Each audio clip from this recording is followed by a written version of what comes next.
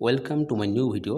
আজিৰ ভিডিঅ'ত আলোচনা কৰিম ভাৰতৰ জনসংখ্যা আৰু অৰ্থনীতি কিতাপৰ তৃতীয় অধ্যায় মানৱ সম্পদ উন্নয়ন এইটো চেপ্টাৰৰ ওপৰত।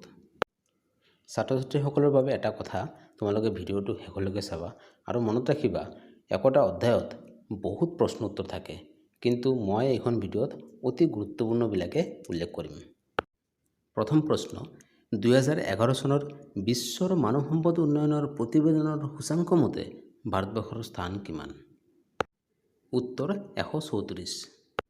দ্বিতীয় প্ৰশ্ন, ভাৰতবৰ্ষৰ মানৱ সম্পদ উন্নয়নৰ সূচাংক অনুসৰি কোনখন প্ৰদেশৰ স্থান শীৰ্ষত? উত্তৰ কেৰালা।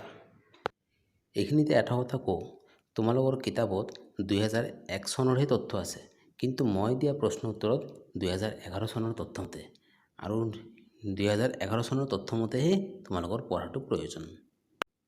তৃতীয় প্ৰশ্ন, ভাৰতবৰ্ষৰ কোনখন প্ৰদেশত 2011 চনৰ পিয়ল অনুসৰি মহিলাৰ সাক্ষৰতাৰ হাৰ সৰ্বনিম্ন? উত্তৰ বিহাৰ, আৰু বিহাৰৰ মহিলাৰ সাক্ষৰতাৰ হাৰ মাত্ৰ 53.33%। চতুৰ্থ প্ৰশ্ন, ভাৰতবৰ্ষৰ কোনখন প্ৰদেশত 0 পৰা 6 বছৰৰ ভিতৰত নাবালিকা শিশু লিংগৰ হাৰ সৰ্বনিম্ন? উত্তৰ পাঞ্জাৱ।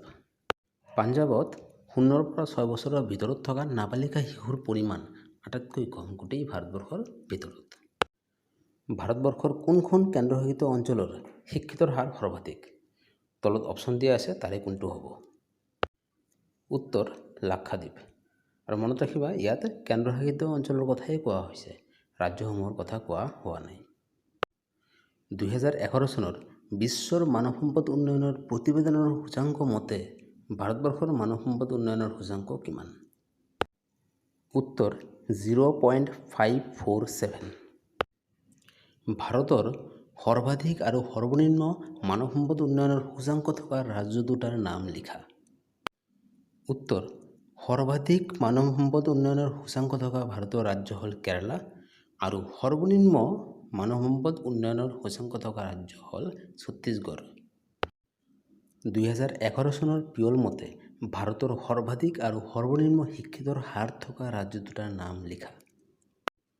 উত্তৰ, সৰ্বাধিক শিক্ষিতৰ হাৰ থকা ভাৰতৰ ৰাজ্য হ'ল কেৰালা, আৰু সৰ্বনিম্ন শিক্ষিতৰ হাৰ থকা ভাৰতৰ ৰাজ্য হ'ল বিহাৰ।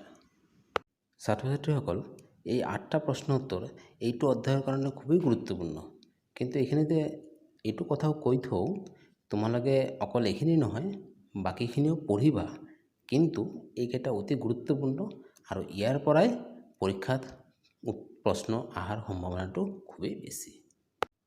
ভিডিঅ'টো ভাল লাগিলে লাইক, ছাবস্ক্ৰাইব আৰু শ্বেয়াৰ কৰিবা, আৰু কিবা প্ৰশ্নৰ উত্তৰ জানিব লগা হ'লে মোক কমেণ্টত প্ৰশ্নটো লিখি দিবা, তাৰ উত্তৰ মই দি দিম।